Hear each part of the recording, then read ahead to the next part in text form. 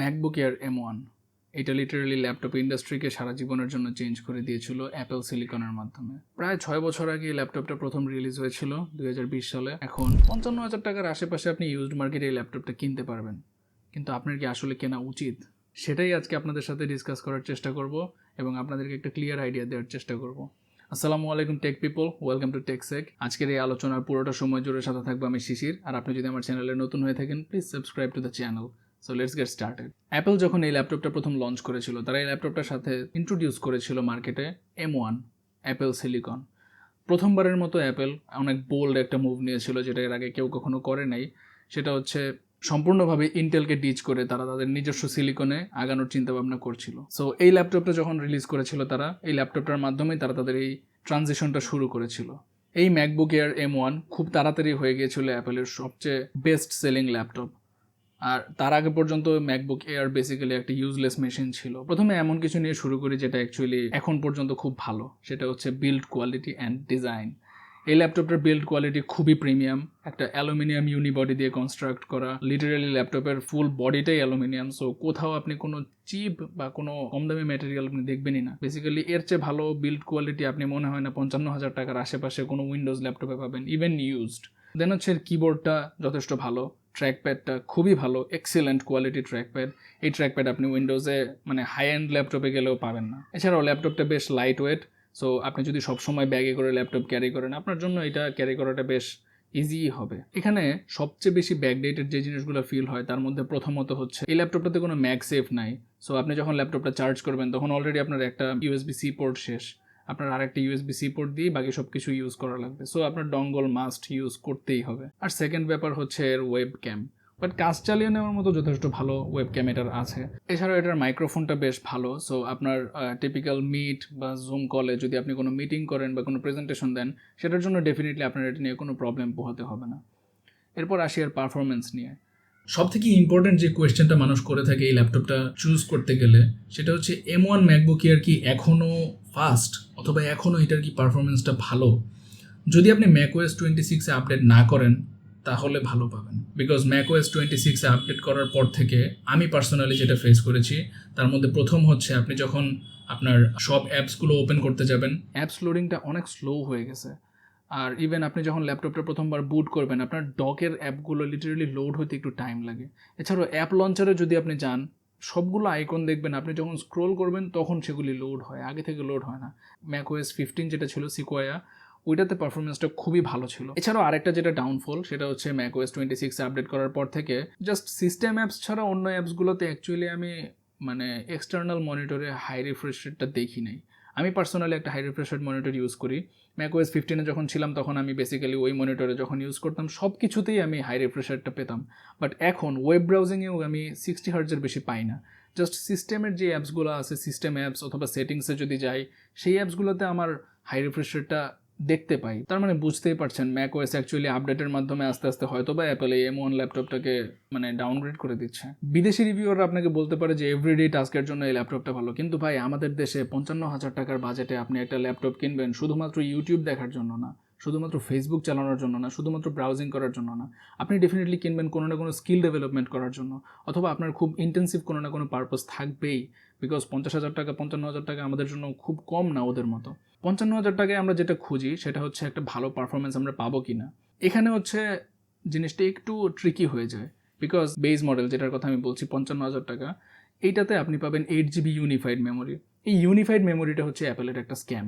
8GB unified memory মানে হচ্ছে আপনি সম্পূর্ণটা কিন্তু আপনি র্যাম হিসেবে পাবেন না, এই সেম মেমোরিটা আপনার র্যাম অ্যান্ড আপনার জিপিইউ ইউজ করবে। সো আপনি কখনোই 8GB র্যাম ফুললি পাবেন না আপনার ল্যাপটপে। আমি পার্সোনালি আমার ল্যাপটপটা সফটওয়্যার ডেভেলপমেন্টের জন্য ইউজ করেছি।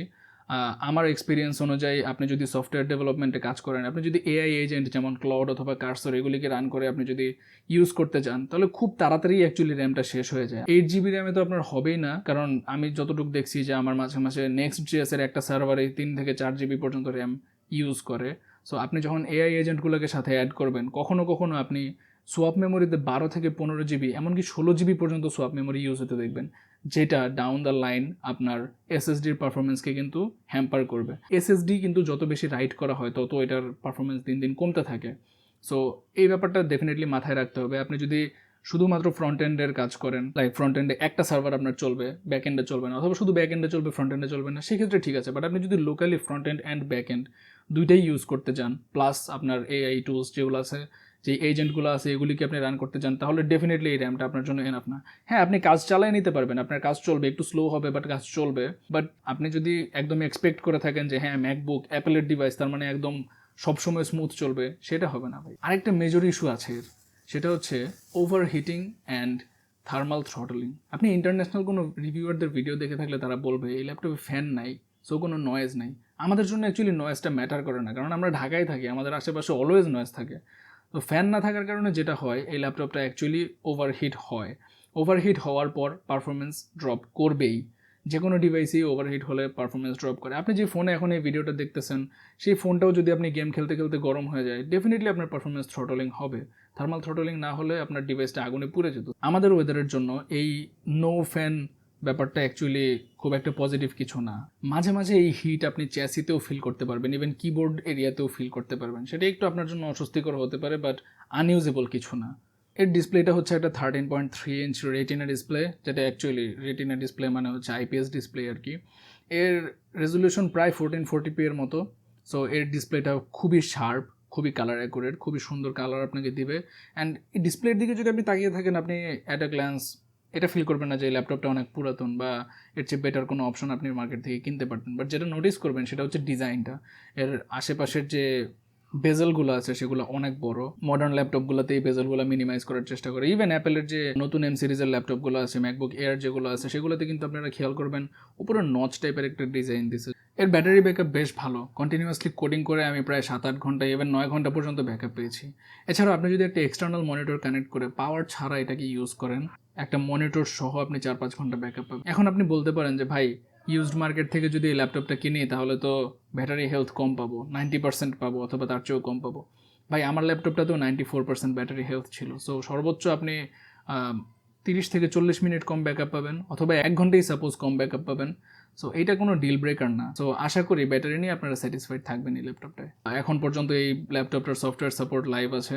সো আপনি কিন্তু macOS 26 পর্যন্ত এটাকে আপডেট করতে পারবেন। এটাই অ্যাকচুয়ালি লেটেস্ট ভার্সন macOS-এর।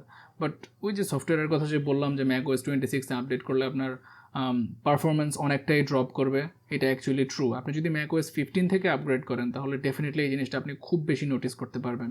সো আমার সাজেশন থাকবে, আপনি যদি এই ল্যাপটপটা নেন তাহলে macOS 15-এই থাকবেন, তাহলে হচ্ছে বেস্ট ওভারঅল এক্সপিরিয়েন্সটা আপনি পাবেন এই ল্যাপটপটা থেকে। সো ভার্ডিক্ট হিসেবে কি বলা যায়? ভার্ডিক্ট হিসেবে আমি বলতে পারি যে আপনি যদি একজন ক্যাজুয়াল ইউজার হয়ে থাকেন, বিজনেসের কাজে ইউজ করার জন্য আপনি গুগল শিট বা এক্সেল বা ডক্স এগুলি ইউজ করবেন, সেক্ষেত্রে আপনার জন্য এটা পারফেক্ট একটা চয়েস হতে পারে।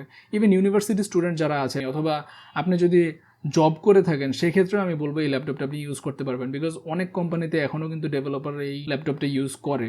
সো এই ল্যাপটপটার আপনার হয়তো বা একটু স্লো হবে কাজ, হয়তো বা একদম top of the line performance পাবেন না, বাট কাজ চালিয়ে নেওয়ার মতো কিন্তু ডেফিনেটলি পাবেন আপনি এই ল্যাপটপটা থেকে। সো আপনি যদি এমন কেউ হয়ে থাকেন যার হচ্ছে একদম ফাস্টেস্ট স্মুথেস্ট লাগবে না, অবশ্য আপনার যদি বাজেট 55,000 টাকা হয় তাহলে ডেফিনেটলি আপনার উইশ লিস্টে ওরকম কোনো ল্যাপটপ থাকবেও না, আপনার জন্য এই ল্যাপটপটা পারফেক্ট একটা চয়েস হতে পারে। সো আমার মতে 55,000 টাকার বাজেটে MacBook Air M1 is the best laptop you can get. So I hope you like this video. যদি ভিডিওটা ভালো লেগে থাকে তাহলে একটা লাইক দেবেন, কমেন্ট করে জানিয়ে দিতে পারেন আপনার যদি কোনো সাজেশন থাকে। আমি যদি কোনো ইনফরমেশন এই ভিডিওতে ভুল দিয়ে থাকি তাহলে আপনারা কমেন্ট করে জানিয়ে দিতে পারেন, আমার ভুলটা ধরিয়ে দিতে পারেন। নেক্সট টাইম থেকে চেষ্টা করবো আমি আর একটু বেটার সাপোর্ট দেওয়ার জন্য। সবাই ভালো থাকবেন, সুস্থ থাকবেন। আসসালামু আলাইকুম। শালার হেলিকপ্টার চালাইতেছে রে।